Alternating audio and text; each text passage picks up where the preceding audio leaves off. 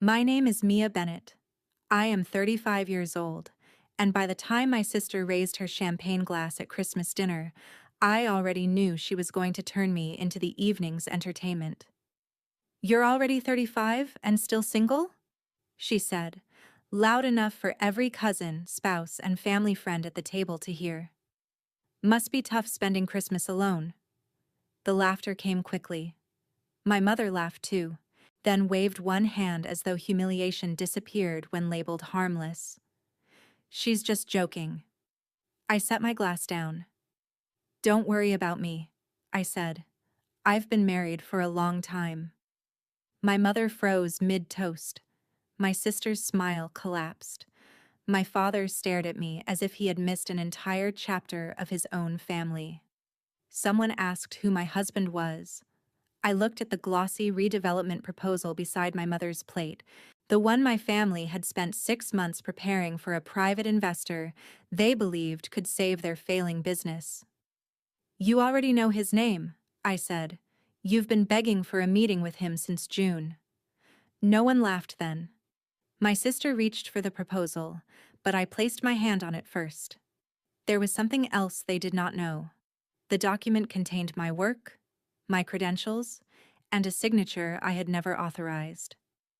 By the end of that night, my family would learn who I had married, why I had kept it from them, and what their favorite daughter had risked to make herself look successful. Before I tell you what my husband said, and what happened after I walked out, tell me, what time is it where you are right now, and where are you watching from? I want to see how far this story travels. My family owned Bennett and Rowe Heritage Works, a 3-generation St. Louis company that restored theaters, libraries, railway halls, and civic buildings. By that Christmas, the business still looked prestigious from the outside, but behind the polished photographs were overdue invoices, expensive loans, and a leadership team that preferred appearances to difficult facts. My father, Richard Bennett, understood historic construction but avoided confrontation. My mother, Elaine, ran client relations and treated every family problem like a public relations issue. My older sister, Vanessa Bennett Hale, was creative director, the golden child who could turn charm into authority even when someone else had done the work. I had grown up as the dependable daughter who checked the numbers, solved emergencies, and was forgotten again when the crisis ended. I never joined the family company. I became an architectural acoustics consultant, the specialist design teams hire when a concert hall looks beautiful but sounds terrible, a courtroom carries whispers across 40 feet, or a restored station turns every announcement into an echo. My work combined mathematics, materials science, field testing, and long nights inside empty buildings listening for flaws no one else could hear. My mother called it sound decorating. Vanessa told people I adjusted speakers. They mocked the profession until they needed my contacts, my reports, or an introduction to a theater board. When I helped, Vanessa described me publicly as someone supporting her vision. When I declined unpaid work, my mother reminded me that family loyalty should not come with conditions. I met Grant Mercer 3 years earlier during the rehabilitation of the Marlowe Radio Theater, an abandoned 1930s broadcast house in Kansas City. Grant was a structural engineer and founder of Mercer Civic Renewal, a redevelopment firm known for saving difficult public projects. Our first conversation was an argument about whether the original plaster ceiling could survive the acoustic plan. He returned the next morning with revised calculations and coffee. I returned with a test model proving both of us had been partly wrong. That became our rhythm. Challenge, evidence, adjustment, respect. I told my family almost nothing about him because they treated private information like shared property. Vanessa had once read messages on my unlocked phone and repeated details of a breakup at Thanksgiving. My mother defended her with the same words she used at Christmas. She was just joking. Another time, Mom invited a man I was dating to a fundraiser without asking me, seated him beside a donor's daughter, and spent the evening praising how well matched they looked. When I objected, I was called sensitive. Those moments taught me that people who mock boundaries are usually the first to resent them once they become real. Grant understood. He also kept his home life separate from business after a former partner weaponized personal gossip during a municipal deal. We dated quietly, cooked late dinners after site visits, and spent Sunday mornings walking through salvage warehouses. He met my closest friend, Tessa Monroe, and I met his sister, Claire Mercer. No one demanded a performance from us. 18 months before that Christmas, we married in the reading room of a small municipal archive he had helped preserve. There were 11 guests, lemon cake from a neighborhood bakery, and no family politics. I wore my ring on a chain during field inspections because metal jewelry was unsafe around some equipment. Over time, the chain became a habit, and my family never noticed. I had considered telling them.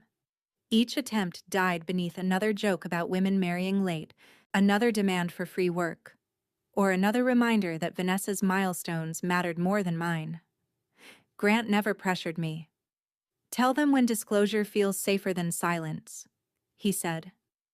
By Christmas, disclosure did not feel safe. It felt necessary, because Bennett and Rowe had begun pursuing the Orpheum Exchange, a freight terminal scheduled to become a market, rehearsal complex, and vocational campus.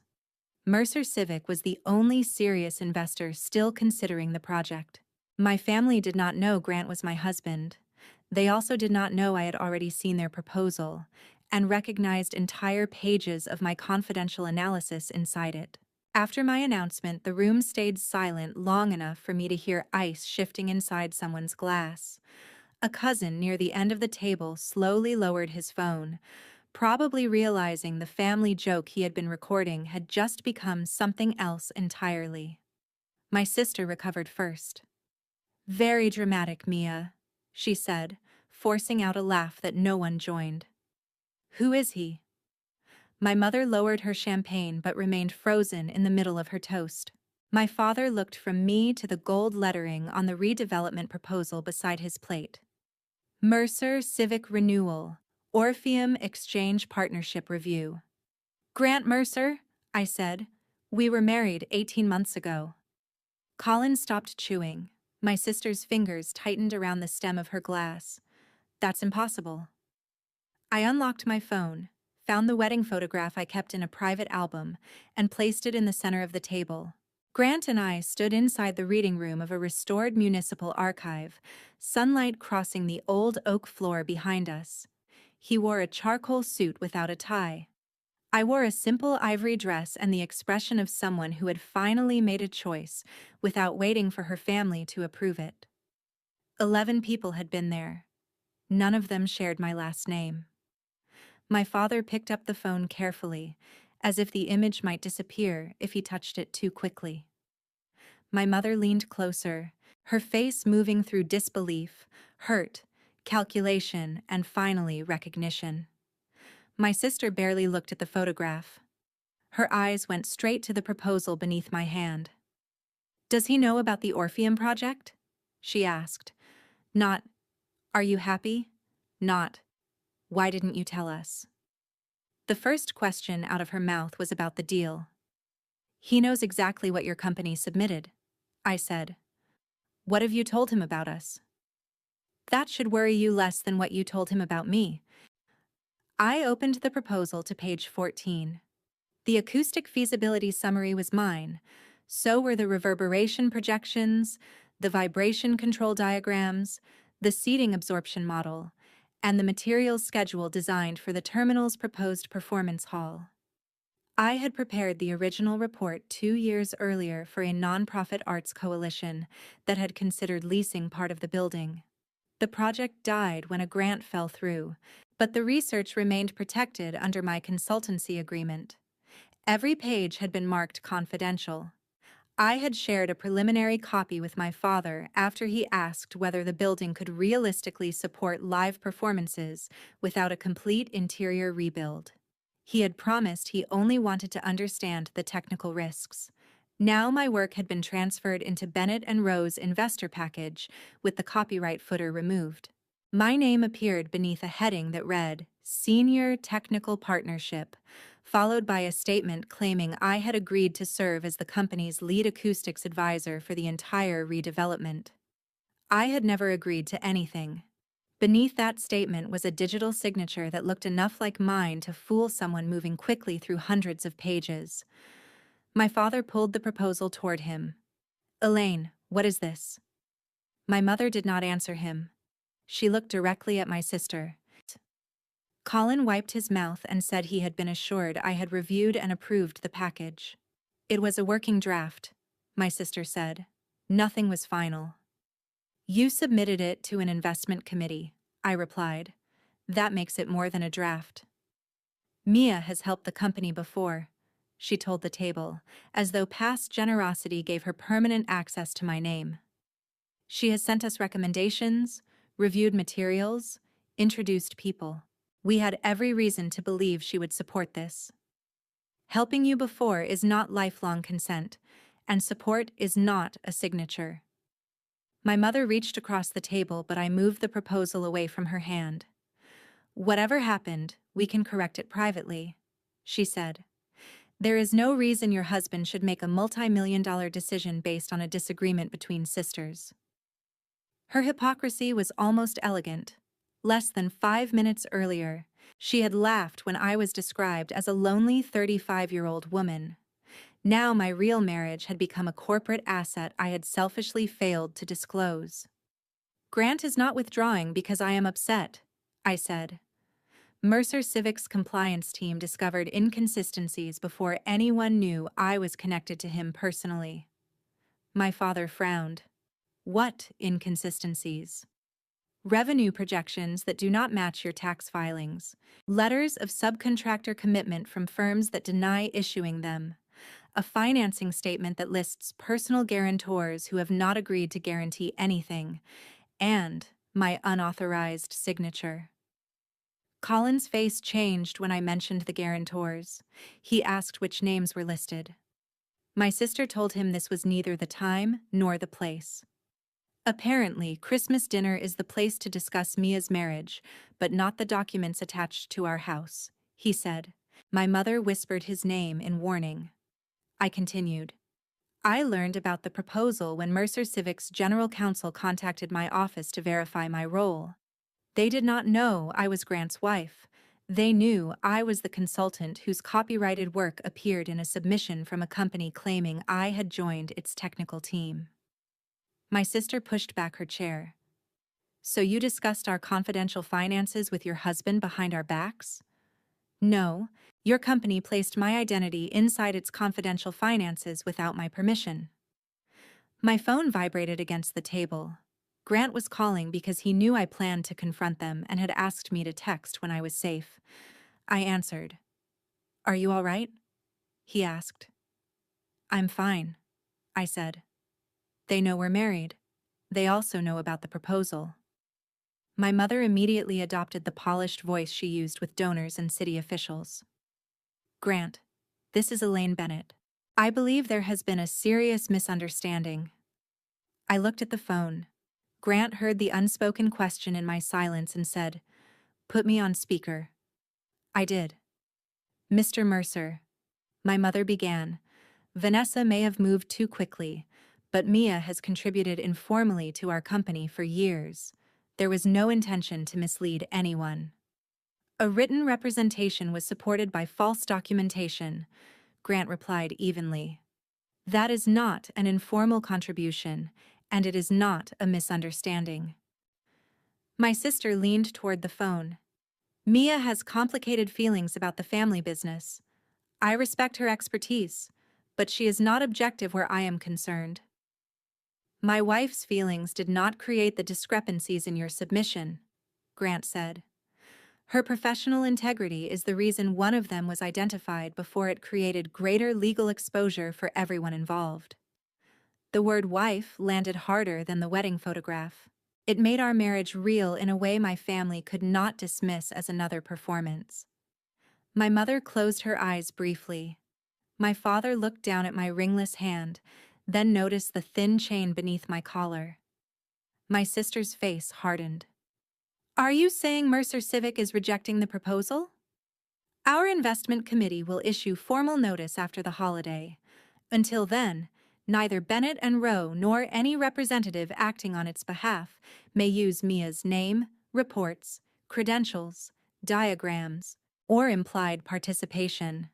Preserve all drafts and communications related to the submission. Further questions should go through counsel. Grant, my mother said quickly, before you make a decision that could affect dozens of employees, perhaps we could arrange a private family meeting. The employees are precisely why the decision must be handled through proper review instead of family pressure, he answered. Mia, call me when you leave. I ended the call. No one spoke for several seconds. My mother stared at me as though I had personally placed every false number in the proposal. Mia, she finally said, lowering her voice, you have to fix this. Not I am sorry. Not, how could this have happened? Not, we should never have laughed at you. Her instinct was the same as it had always been. Vanessa created the emergency, and I was expected to become the solution. I stood and reached for my coat.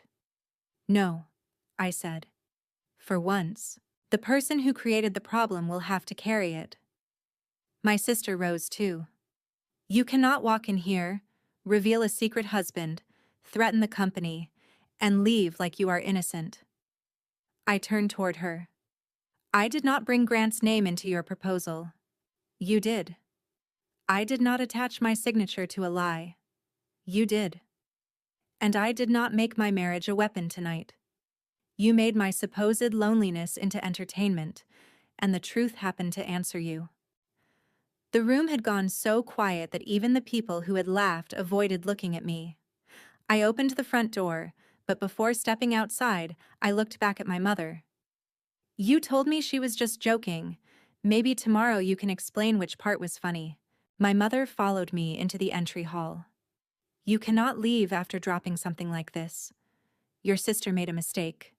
Families solve mistakes. Families also prevent them, I replied.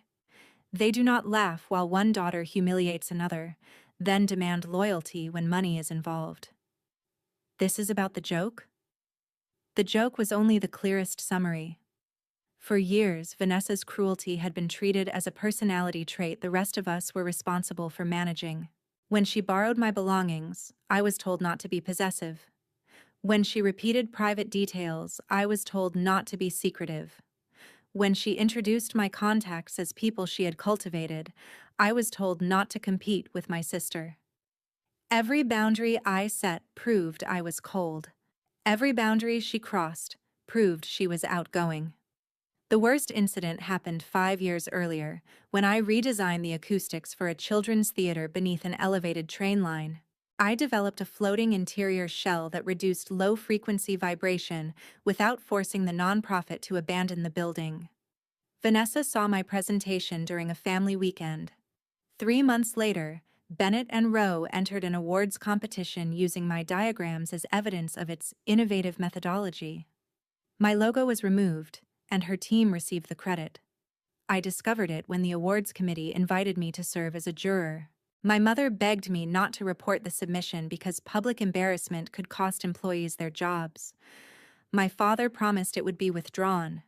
Vanessa cried, called the images placeholders, and accused me of enjoying her humiliation. I agreed not to file a formal complaint. 2 weeks later, Mom told relatives I had nearly destroyed the company over a formatting error. That was when I stopped confusing peace with repair. Grant knew that history before we married. He had watched Vanessa send me a 40-page bid package at midnight with the message, "You're the genius. Make this credible by morning." He never told me to cut them off. He asked, what would contact look like if guilt were not making the rules? The answer was limited information, written agreements, and no access to my marriage until they could respect it. I did not hide Grant because he was important. I hid us because our relationship was the first part of my life they had never been allowed to rename, compare, market, or borrow. My mother crossed her arms. You excluded us from your wedding. Yes. The direct answer startled her. I invited people who could be happy for me without turning the day into a competition, a client list, or a family negotiation. Behind the door, Vanessa blamed Colin for approving the proposal. Colin insisted he had relied on her assurances. My father asked them to stop. Mom lowered her voice. Mercer Civic was our last option. The bank has given us until January 15th to show new capital. If this deal disappears, we may lose the project and the showroom. For half a second, old training took over. I imagined reviewing the debt, calling Grant, and building a rescue plan. That was the role they preferred for me. Invisible until competence became necessary. Did Vanessa know the deadline when she signed my name? I asked. My mother looked away. The door opened. My father stepped into the hall with a manila folder containing lender notices, payroll warnings, and a draft list of personal guarantors. My name was included as a family principal with substantial outside income, even though I had never owned part of Bennett and Rowe. A note beside it read, MIA will come around once Grant is committed. That was only planning, my mother said. My father pulled the folder away. Elaine, stop. Then he looked at me. I did not approve this. I should have known. I should have asked. Vanessa appeared in the doorway. What do you want, Mia? My resignation? Do you want me to kneel? I want you to stop asking what performance will make consequences disappear. She laughed bitterly. You finally have the powerful husband and perfect career. You get to stand above everyone. There it was, the resentment beneath years of jokes. Not concern that I was alone. Fear that I was not. I never needed to stand above you, I said. I needed you to stop standing on me. Grant was waiting across the street because we had agreed I should not drive if the confrontation became overwhelming. I climbed into his truck and handed him the folder. How bad? He asked. Worse than the proposal. He did not tell me what to do. He touched the ring beneath my collar and waited while I finally allowed myself to shake. 3 days after Christmas, Mercer Civic formally ended negotiations. The letter cited material misrepresentations, unauthorized use of a consultant's credentials, and weak internal financial controls. It did not mention our marriage. Grant insisted the record remain professional so no one could dismiss the decision as domestic revenge. The facts were damaging enough. The city suspended Bennett and Rowe from the Orpheum bid. The bank refused to extend its deadline. Subcontractors demanded overdue payment, and Colin's father hired a lawyer after learning he had invested based on Vanessa's claim that the Mercer deal was essentially complete. My father apologized without asking for anything. My mother sent 14 messages, each ending with a request. Vanessa wrote only, I hope you are enjoying this. On January 4th, my mother arrived at my office with a binder labeled Family Continuity Plan. It proposed that Grant purchase 49% of Bennett and Rowe, assume part of the debt, and keep Vanessa as president of creative operations. I would join the board, provide technical services for 5 years at a family rate, and publicly call the forged signature an administrative misunderstanding. It was not a rescue plan. It transferred the risk to me and Grant while preserving power for the people who created the crisis.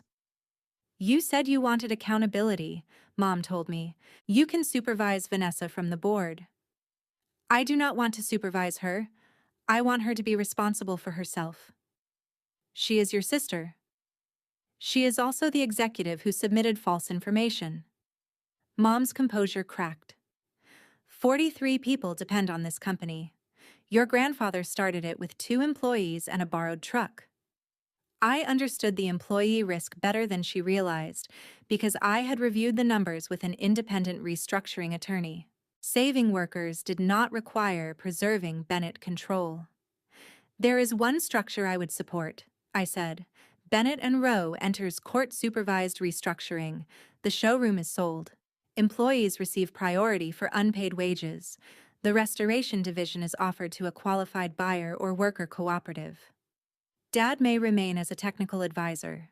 Vanessa resigns from management, issues a factual correction about my work, and repays legal costs tied to the false submission. You and Dad release any claim that I am responsible for family debt. Mercer Civic may bid through an open process, but I will not influence the price. You want to strip our name from our company. I want the people who perform the work to have a chance to keep their jobs. This is punishment. No. Punishment would be using my marriage to destroy you. I am refusing to use it to protect you from documented choices. After she left, I cried alone in the conference room. Doing the right thing did not feel triumphant. It felt like admitting the family I wanted was not the family making demands outside my office. Grant found me there and said Mom had called his office, claiming our marriage made me biased. Counsel preserved the voicemail. Part of me still wants to fix payroll, I admitted. Kindness does not require returning control to the same people, he said. Together, we developed a lawful alternative. Mercer Civic would not rescue Bennett and Rowe, but it would support financing for a regional employee-owned restoration cooperative if the assets were sold transparently. Grant recused himself from the internal vote. I agreed to provide limited paid consulting only if the cooperative won through an open process. No secret leverage, no family discount, no erased consequences. When Vanessa learned, she called. You are giving our company to strangers. The people in that cooperative have completed most of your projects for years. You know what I mean? Yes. They are strangers because they do not share our last name, even though you risked their jobs to protect yours. She began to cry and admitted the Christmas joke had been strategic. She had heard I might be involved with someone important but could not identify him. Calling me single in front of everyone was meant to force a denial or a reveal. You could have asked whether I was happy, I said. I did not think you would tell me. You were right. Then what was I supposed to do? Accept that access to me is not something you can force. She confessed that making me look lonely helped her feel more successful, then asked whether resigning would make the investigation disappear. I told her the City Review and Mercer Notice were based on records, not my mood. She had spent years treating every system like a relationship she could manage. Now evidence was answering her.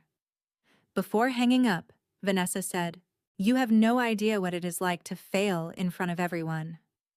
You made me fail in front of everyone each time you turned my life into a joke, I replied. The difference is that I learned to keep living without making someone else smaller. Bennett and Rowe filed for restructuring on January 12th. My father supported it after discovering that Vanessa and my mother had hidden 2 creditor notices. Mom called him disloyal. He replied that pretending was no longer loyalty. It was the most honest sentence I had ever heard him say. The City Review found that Vanessa had submitted my altered signature from her account and instructed a junior coordinator to remove my copyright footer from 2 diagrams. The coordinator produced emails showing she had questioned the order and was told I had verbally cleared everything. Vanessa was barred from serving as a principal on municipal redevelopment contracts for 3 years. It did not end her career, but it ended the version built on family protection and borrowed credibility. Colin moved out after learning she had also understated personal guarantees connected to the company. I did not celebrate. Their marriage was not my battlefield. Still, the consequence mattered.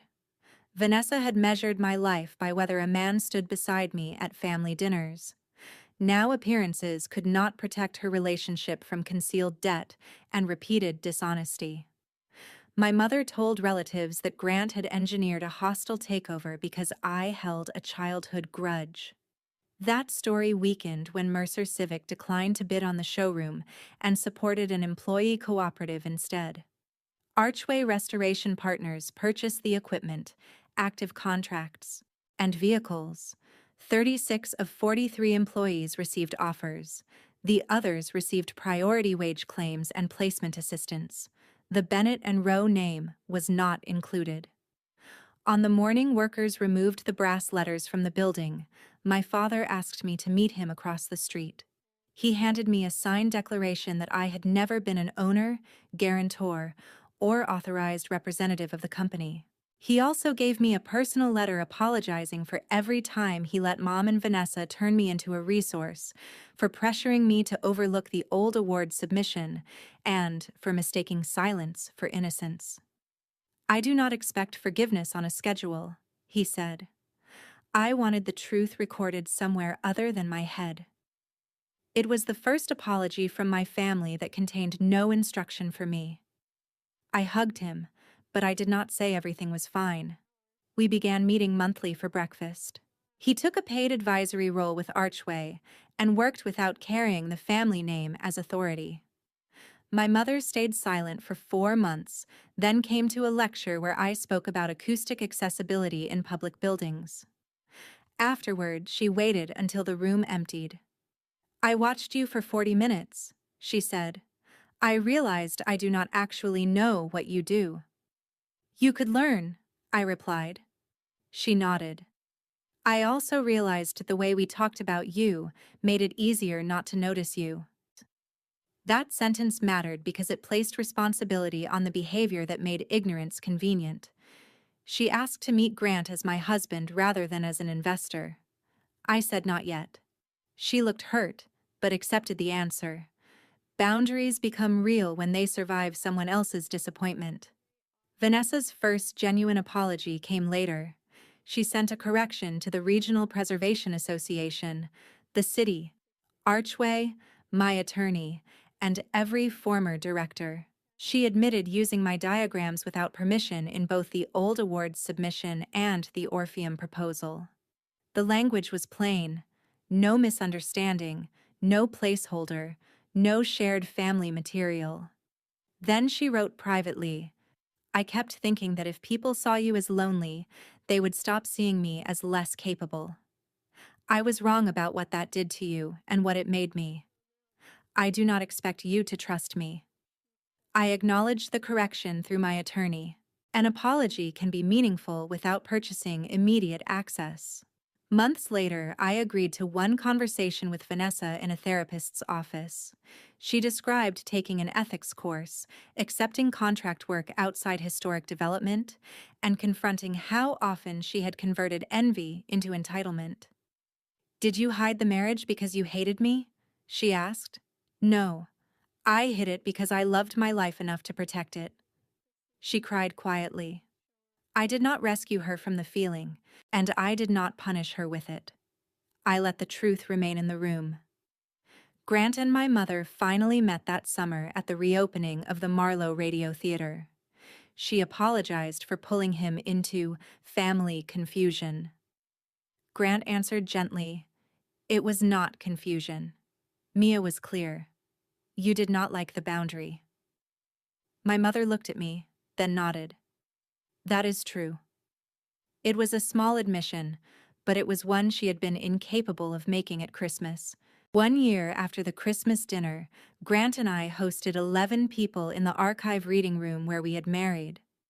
Tessa brought the same lemon cake, Claire arrived with her sons, and my father spent 20 minutes explaining the building's steel trusses.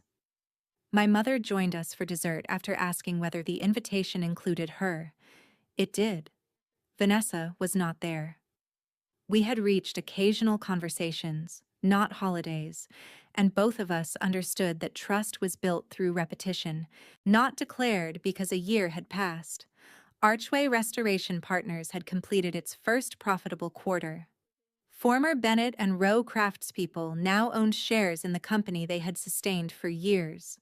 My father served as a paid advisor without voting control. The Orpheum contract went elsewhere, but Archway won a smaller library restoration on its own merit. No family name opened that door. Their work did. Vanessa completed the city's ethics requirements and found a job coordinating vendor logistics for a trade show company. The title was less glamorous and the salary lower, but the work was measurable. In therapy, she admitted that starting over embarrassed her until she noticed something unfamiliar. When a project succeeded, she knew exactly which part belonged to her. Colin returned home after months of counseling, though their marriage remained fragile. I did not ask for details. Privacy was not suspicious simply because it belonged to someone else. My mother changed more slowly. When relatives asked why they had not known about my wedding, she first called me secretive. After I corrected her, she began saying, "Mia did not feel safe sharing it with us." Eventually, she added, "We gave her reasons." Accountability was not one dramatic apology. It was telling the truth, even when the old story made you look better. My acoustic accessibility framework became part of a national design guide, and I was chosen to lead the sound strategy for a science museum inside a former aircraft assembly plant. At the launch, an interviewer asked Grant how it felt to be married to someone receiving so much attention. He smiled. "Normal. I was impressed by her before she knew my middle name." Then he stepped aside so the next question came to me. He could stand beside me without standing in front of me. People sometimes ask whether revealing my marriage was revenge. I did not marry Grant to surprise my family. I did not alter my signature, remove copyright marks, hide creditor notices, or force Vanessa to mock me. I told the truth at the exact moment they expected me to absorb another lie about myself. Then I refused to spend my marriage, money, expertise, or reputation shielding them from the consequences of their choices. The family company disappeared, but the employees' work survived. My father lost authority and recovered integrity. My mother lost the social story she protected and began learning how to relate without managing appearances. Vanessa lost status and the certainty that someone else would clean up after her. I lost the fantasy that one perfect explanation could transform people who benefited from misunderstanding me. On the anniversary of that dinner, my mother sent me a message. I laughed because stopping Vanessa would have required me to admit that I encouraged the way she treated you. You deserved a mother who protected your dignity before she needed your help. I am sorry. I thanked her for saying it clearly and told her trust would still take time. It was not a grand reunion. It was a door opened only to the width I chose. That evening, I wore my wedding ring on my hand instead of the chain around my neck. My father noticed first. My mother noticed second and smiled without making a speech. Grant touched my fingers beneath the table. I once believed family peace meant preventing discomfort. Now I know peace built on one person's silence is only convenience for everyone else. Love does not require unlimited access. Forgiveness does not erase accountability. A joke that repeatedly targets the same wound is not humor. It is a test of how much disrespect the room will permit. When I remember my sister asking whether it was hard to spend Christmas alone, I no longer remember the laughter first. I remember the quiet after I set down my glass. "I have been married for a long time," I said, but what I was really telling them was this: I have had a full life for a long time. You simply never looked closely enough to see it. And if someone you love keeps reducing your life to a joke, ask yourself, are you protecting the relationship or the version of you that makes the relationship easy for them? Sometimes the strongest revenge is refusing to remain available for disrespect, building a life no one can borrow without permission, and letting the truth collect every consequence you were once expected to prevent. We hope the story was both entertaining and meaningful. All situations are fictional and created only for educational entertainment and reflection. We hope it reminds you that your place is not a reward others get to approve. It is a right you are allowed to protect. Anyone who benefits from your pain may not understand your healing, but you can still choose it.